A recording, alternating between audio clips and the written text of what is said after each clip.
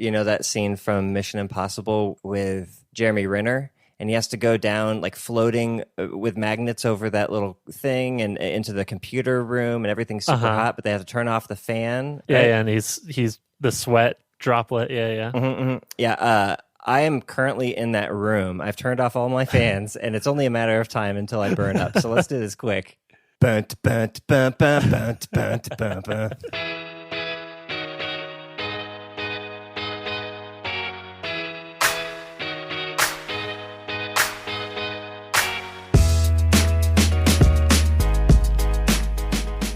Welcome to episode 361 of the Design Details Podcast.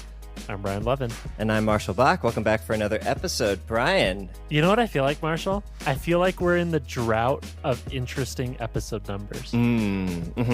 Like 300 was the last interesting one, because even 350 is not that interesting. So I just feel like every week I'm like, 361, that's kind of not interesting. It's like not memorable. It's like we're passing through these valleys of just dry episode numbers, reaching for that oasis that will be episode 400. I guess 384 will be like a sip of water, but 400 is going to be nice. It's kind of like, after Christmas and New Year's and Thanksgiving and Halloween and all that stuff, you have like all these holidays back to back, and then you hit January and it's like Valentine's Day, I guess. Boring. Yeah.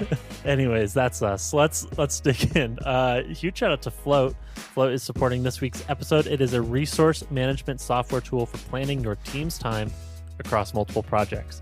Companies like BuzzFeed and MetaLab, you've probably heard of, both use Float to plan and track hundreds of projects more effectively. You can learn more about how BuzzFeed and MetaLab are using Float at float.com/whousesfloat. And that's with hyphens. We'll just have a link in the show notes. Otherwise, you can just go to float.com/design-details, no hyphens, to learn more about Float in general. So thank you for supporting the show, Float. Thanks, Float. We also have some new very important pixels this week. Huge shout outs to Jaden Tran, Jordan Jennings, Brandon Height, Drew Rozier, and Tal Cohen. I'm glad you didn't call him Brandon Height. I was going back and forth on heat or height. Height. Yeah, I think it's height. I was making a joke about how some people say height, like as if there's an H at the end of height. You know what I mean? But people are like, no, it's height and width. Height. Thanks, Brandon Height. That's funny. Thanks, Brandon Height. All right. If you didn't know, we are a listener-supported podcast. People send us dollars every month, and that supports the show. It lets us buy software, pay for all of our subscriptions, and supports us putting in the hours every week to get this thing produced, edited, and shipped. If you want to support the show, we would really appreciate it. You can go to patreon.com/design-details, and you can start for just $1 a month. When you subscribe, you'll get access to a new bonus segment in every episode called the Sidebar, and you'll get access to the whole backlog and all future sidebars. The sidebar is basically like a cool things or a extra bonus listener question or a design story from one of us. Just like an extra 5 to 10 minute segment, sometimes longer. Yeah, often longer.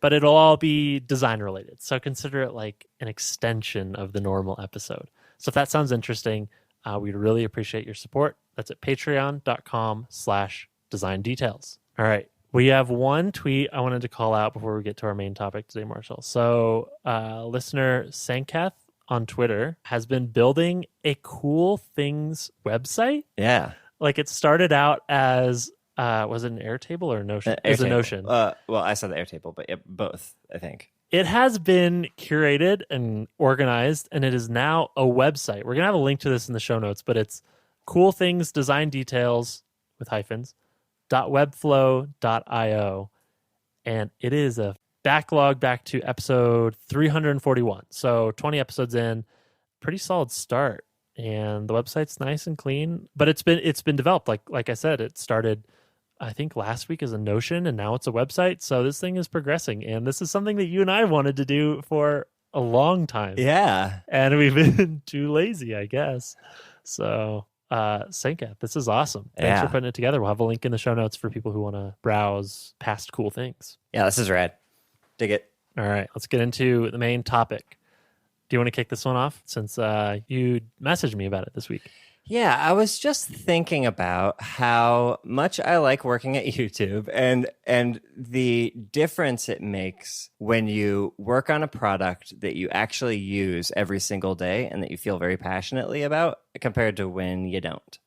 And I've been in both worlds before, and it is a striking contrast. You want to know? My confession is I've never worked on a thing that I don't use myself, That's great. which I guess not everybody could say. And I don't know if that's a good thing or a bad thing. So, well, on that note, maybe we should get into the pros and cons of this because there are a lot of pros, but I think there are quite a lot of drawbacks to working on things that you use or are a power user of on a day-to-day basis. Yeah, I think it's easy to think there's only good things that can come from working on something that you love and use every day, but actually not. So yeah, but we'll talk about the obvious stuff first. So first thing that comes to my head is it's fun and easy to get excited about working on a thing that you use every day. There's no effort required. You don't have to force yourself to be interested, right? Yeah, this is the big one, right? It's the most obvious one. Like if you work on a thing that you like using, it feels like you wake up every day and just go play because you're so inherently motivated to solve your own problems that you experience when you use the tool that you love to use, right? Or especially like that your peers, if your peers are also in that same group, like I imagine a lot of your peers love YouTube and a lot of my peers love using GitHub, like they're all developers on the side and they have problems and it's fun to solve problems for your friends and for your coworkers and be like, look, I saw that this thing sucked. I fixed it for you. And it's like such a tight, close feedback loop. That's really, really rewarding. Yeah, like you said, when you feel like a user, it's a lot easier to encounter the real, actual user problems that your users encounter on a maybe daily basis. So the empathy thing comes naturally. Yeah, that's true. I think that's going to be interesting when it leads into the cons. But yeah, there's certainly a pro to going through flows every day, and you can start to identify, oh, this thing broke because I used it yesterday and then I tried it today and it works differently, or something is incorrect. So you're just so close to the product that you can spot a lot of those things a lot quicker and have a faster sort of loop of fixing and shipping things. And, you know, when you use a thing and do that every single day and like start touching every part of the product, you become a power user. And becoming a power user is a lot of fun. Like, you know, all the little tricks, all the shortcuts, the little hacks, the keyboard navigation. I don't know, like all these little things you figure out how to use over time. And it sort of is a virtuous feedback cycle of, oh, I'm getting better at using the thing. So I'm having more fun using the thing because I can do it more effectively or navigate more quickly or, like unlock all these little things. It's fun. Maybe this goes back to the first point, but one of the things that I always find that hasn't gotten old for me is like they're letting me work on this thing. Like I get to work on the thing that I let. You know what I mean? Yeah. Like they gave me keys to the castle. Like, do they know? And that's just a really cool thing. It's like being a kid and getting to work at Chuck E. Cheese or like, you know, Disney World or something like that. It's like, wow, they let me in the door. So yeah, that's the thing that it doesn't feel the same way if you don't care about the thing. Like, yeah, anybody could work here. Like, no, I feel special being given the chance, the opportunity. And then once you're there, it's a lot easier to stay there at the company because your work time, like you kind of mentioned earlier, work isn't really work when you enjoy it. And that actually adds to your quality of life when you're never really working, when you're always kind of having fun doing the stuff that you get paid for. You're just a happier person. Work doesn't feel like work. It's all just play. It's not that we're saying it's not possible to have all these things working on a product that you're not the user of. Like I imagine there's something very fulfilling and rewarding about working on, like certainly in like medical technology, like those kinds of fields where you're perhaps not the end user on a day-to-day basis, but the people who use that and you get to talk to like really make this thing rewarding. Yeah. But certainly it seems like a very high likelihood that if you're working on a thing that you do use, it could lead to potentially a higher quality of life overall. Like you don't have to have this hard distinction of like, oh God, got to go clock in and like do this thing Punch that my I don't card. really care about for people who I don't know, for solving problems that I'll never experience. Like, yeah, that could get demotivating, I would assume. Yes.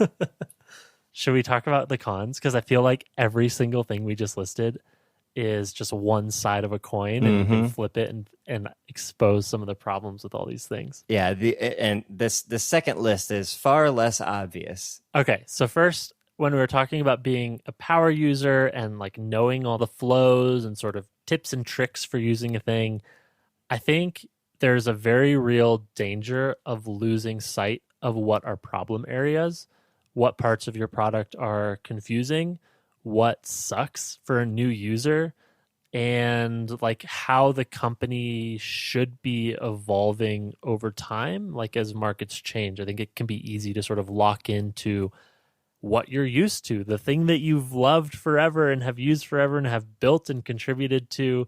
There's like this really deep, real investment that might feel harder to change because you're so connected to it. I think especially like as you become more and more of a power user, it can become harder and harder to identify or even remember what it was like to have signed up for the thing and have gone through that new user experience with all the empty states and all the creation flows and all this kind of stuff. Like this is so real on GitHub because once you start using GitHub, you have repos and you have notifications and you have issues and pull requests. You have shit to do, right? But when you're a new user, you don't have any of that. So really the problems are very different. The mindset of people is very different. And over time, I think it can be easy to lose sight of some of those things. Yeah. When's the last time you went through the sign-in flow on something that you use every day? Like how often do you sign out of something you use every day, right? So exactly. Also, once you become a power user, you kind of get dug into a groove of the parts of the product that you use, and you don't use all the parts of it, right? The more specialized you become in using that thing, the more likely it is that there are going to be more and more corners that you never touch. Yeah, especially just flows. Like I feel like quite often you'll encounter an awkward flow or just a poorly designed flow, but you go through it once and then you kind of get used to it, and then you kind of build muscle memory around it, and then you kind of just accept that that's the way it works. Yeah. And if you get stuck in those, like you said, those grooves, it can be hard to bump out. To be fair, your actual power users who don't work at the company and aren't designers, they also get stuck in those same grooves and are just as unhappy with having those grooves changed. So, yeah, exactly. To be fair. Yeah, that's true. And they're very loud. Here's another thing. So at first it can be great, but maybe you get oversaturated and eventually you stop liking the thing itself. If you start blending your work and your pleasure and everything is just that product all the time, like you can start to resent it a little bit. This is so true of any service that has notifications, which at this point is most of them. Everyone, yeah. But like I remember working at Facebook when you joined, it's fucking awesome. You're like, oh my God, like I've used this thing since I was in high school, and like now I get to see behind the scenes and like see how it's made. And oh my God, I'm getting notifications about new products coming out and all this cool shit. And then like 3 months later, when you're at home in the evening and you go to facebook.com and you just like want to see what your friends are up to, and you go to the notifications bubble and it's just work shit. And like, oh my God. So they had to build an entirely separate product. So they built Facebook at Work where you could have like a work profile. But it was a really big problem for people who use Messenger, who use Facebook and all these things, that their notifications overlapped and you literally couldn't escape. Like when you were just trying to talk to a friend, it was sitting at the exact same place as a conversation with a coworker. And the same thing exists at GitHub. Like people who maintain side projects on the weekends and just use GitHub for fun, those notifications are in the same place as your work notifications for us internally. So yeah, like it becomes hard to shut off, right? Like if you want to use the thing in a mindset of relaxation or pleasure, or you're doing something just for yourself and you're getting those flashes of, oh shit, that's the thing that I have to do for work next week. Yeah. It sort of blends that work and pleasure, and it could maybe start to develop into resentment for the thing. And maybe you stop using it as much because you know that when you open it, it might induce some anxiety or stress. I think like one of the other dangers too about just looking at the same thing every day is I think it can become harder to identify opportunities that would sort of leapfrog the current product. So to identify like really big areas for innovation or new product lines or things that would change the business in a fundamental way. Yeah, I suppose this could happen anywhere, but certainly if you are a power user and you love a thing and this is the way it's always been, you can really risk becoming a stale product because you can't innovate, you can't refresh yourself, you can't rebrand yourself, you can't keep up with like the ridiculously fast pace of the industry. I think that's a risk that's worth keeping an eye on, and hopefully you have enough clarity to identify when that's happening, or you work with great leadership and product people who can sort of stay out of that loop and really look for new product areas or market opportunities. But I would just call that out as a risk. Yeah, it's definitely another groove or another rut you can get stuck in for sure. You know, I mentioned at the beginning, I've only worked at places where I used the thing. So I Buffer to Facebook to Spectrum to GitHub. Like at all these places, I used the thing. And I feel like I'm becoming a better designer, but I'm also feel like I might have missed a lot of opportunities to really grow in the capital D design process of working on problems that I will never experience for people who I might not know. You know, they might live on the other side of the planet and I would never like sit down with them and talk to them. Like I imagine that actually develops a lot of different skills than what I have. Like probably forces you to become a much stronger researcher or data analyst. Like different kinds of things that you don't need maybe as much of, or you're not forced into a position where you have to really go deep on those if you have strong opinions about the thing because you use it every day, or you have taste because you use it every day. I don't know. Do you agree with that? Do you think that there's a potential of hampering skill development? For sure, yeah. Anytime you specialize in something and get really deep down the rabbit hole, you block yourself off from other opportunities. Yeah, for sure. I've never worked at an agency, but this is the one thing that I feel like I am jealous of people who work at agencies about is they have to start this process over and over again with all kinds of companies, all kinds of industries, every kind of problem with ridiculous constraints and time restrictions. I can just only imagine like those people who work at agencies for long periods of time just get really fucking good at this cycle because there are all those constraints, but also they just know how to solve any kind of problem, not just problems they're familiar with. Yeah, I don't know. I feel like I would love the times when I'm working on something I'm interested in and loathe the times that I'm not. Yeah. Oh, no, that's the trade-off, man. Yeah. That's like, this is literally the trade-off is do you want to work on lots of cool stuff, but sometimes you have to work on stuff that you don't give a shit about? Or do you want to work on one thing for years and years and years? I guess the silver lining on that cloud is that regardless of what it is, it won't last long. That's true. Yeah. Nothing's permanent, Brian. Good and bad. Well, that brings me to the last thing that I wrote down for a con is, okay, this sounds like a good thing, but I think if you work at a place where you love the product, it can make it hard to quit. And I think that's a good thing because, you know, you want to stay at a place for a long time and build relationships and build expertise and develop a respect and reputation so you can build things faster and work with people more easily. But I would say the flip side of that coin is this feeling of being trapped at a place. Like, I guess if I were to phrase this in my head, it would be like, where else do I go? Like, what else do I love working on this much that I use this much? Like, what are the alternatives? What are other companies could provide this same day-to-day experience? Yeah. I think there is certainly a danger there of just maybe feeling trapped. Like, yeah, what else could I do? Because there's not that many products that everyone uses every day, right? Golden handcuffs, right? Yeah, golden handcuffs. Yeah, gosh, I hadn't thought about it, and I plan to never leave. They have to fire me, but yeah, where would I go? I don't know. I don't know of any product that I care about as much as YouTube. Yeah, there you go. Anyways, maybe a way to wrap this up is, do you think you could ever work at a place that you don't love the product again? Now knowing what it's like, do you think you could ever move or do something that you don't absolutely love? If I were to rank, I mean, there's so many factors that go into a place you would want to work at, right? There's like the people, the product, compensation, location. Yeah. I would say my order right now probably goes location, people, product, compensation. I think. people and product are like maybe at the same level. Because like I think I could deal with challenging people if I love the thing. And conversely, if I don't love the thing, but the team is just fucking awesome and like we just have a bunch of fun building stuff, that feels like a really good trade-off to me.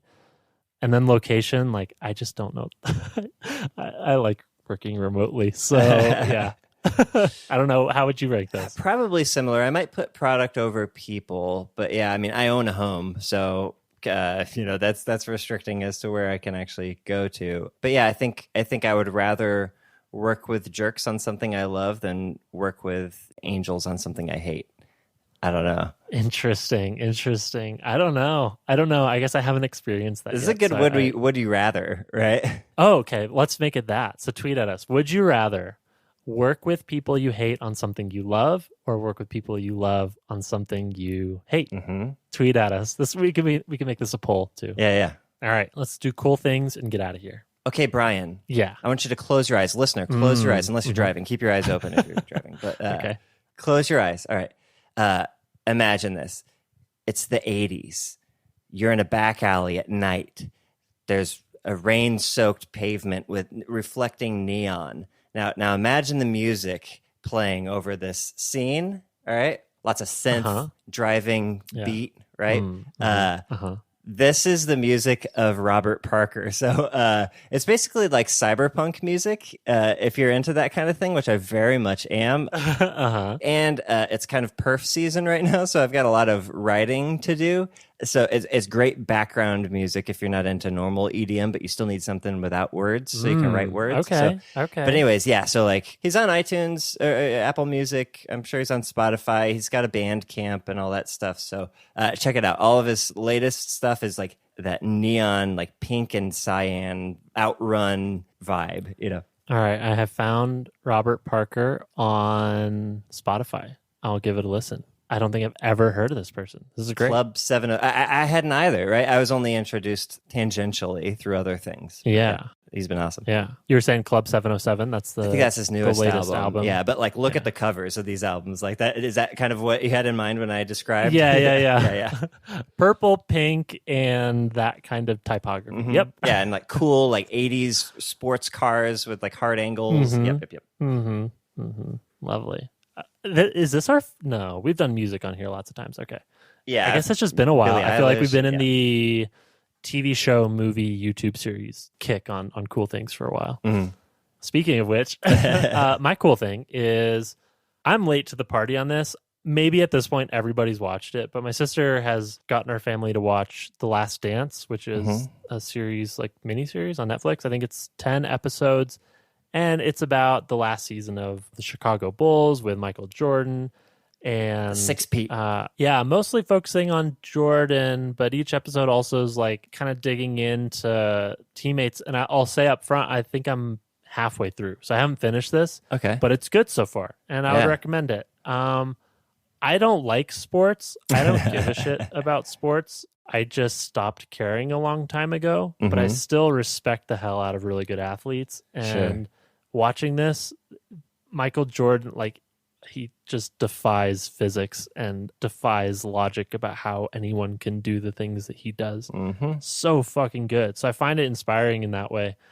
And it's a fun watch. And so yeah, even if you're not into sports, you might want to check it out. At least give the first episode a watch and see if you like the flavor. Yeah, I might be the only other person on the planet who hasn't seen this yet, but I keep hearing positive recommendations of it. But well, that's because you and I are the same in this regard. I don't give a whole bunch of shit about sports. Give a shit.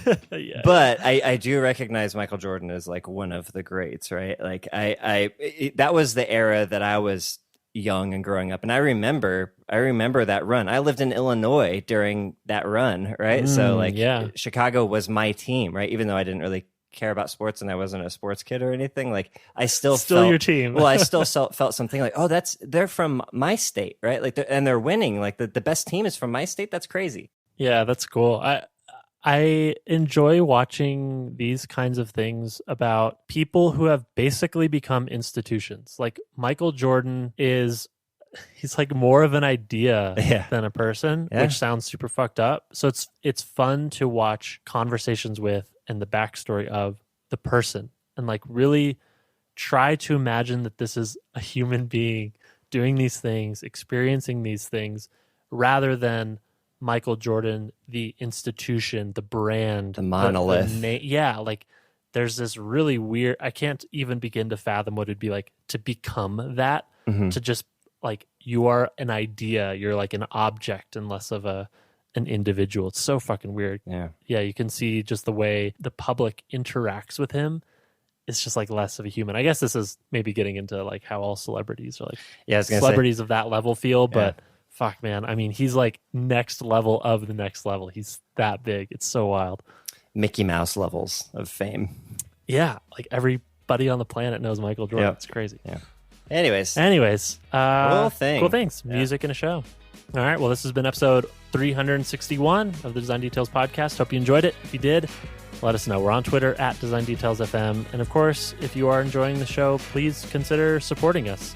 Your support makes this show possible every single week. You can do that starting at just $1 a month by going to patreon.com/design details. And that'll get you access to a bonus segment called the Sidebar in every episode. Today, we talked about coming up with hypotheses when working in broad problem areas. So thanks, Divya, for the question in this week's Sidebar. And once again, that's patreon.com/design details. Otherwise, if you need more podcasts, go to spec.fm. That's our podcast network for designers and developers just like you. Otherwise, we'll catch you next week. Bye-bye.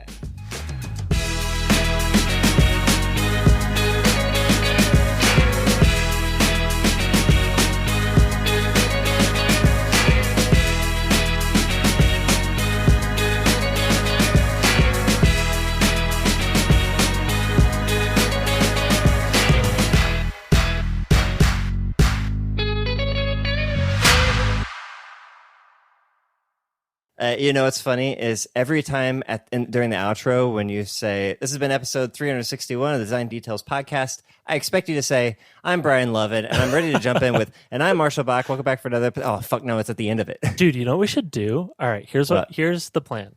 We're going to end every episode the exact same way that we begin it. That way people can just throw that shit on loop. Just loop it. Yeah. And listen to us forever and ever. And ever. And ever. And ever. And ever. Someday we'll get that outro in. Just repeat it. Get a clean loop. Mm-hmm. You know albums where it's a clean loop? Those are fucking awesome. That's what I'm thinking. Like Transatlanticism. That's one of my favorite ones that does that. Oh, I don't know about that one. Death Cab for Cutie, Transatlanticism, the one with the kind of tan background with a crow on it. Yes. Okay. Actually, I can't say that I've listened to this all the way through. So here we go. Well, it starts off with the sound, what I imagine as the sound of the road under the tires on a tour bus, right? It's just kind of this hum in the background. But that's how the last song ends, is with that same kind of hum. That's nice. Yeah. So if you put that shit on repeat, it never ends. It just seamlessly goes from the end to the beginning. Beautiful. You know that scene from Mission Impossible with Jeremy Renner? And he has to go down, like floating with magnets over that little thing and into the computer room, and everything's super hot, but they have to turn off the fan.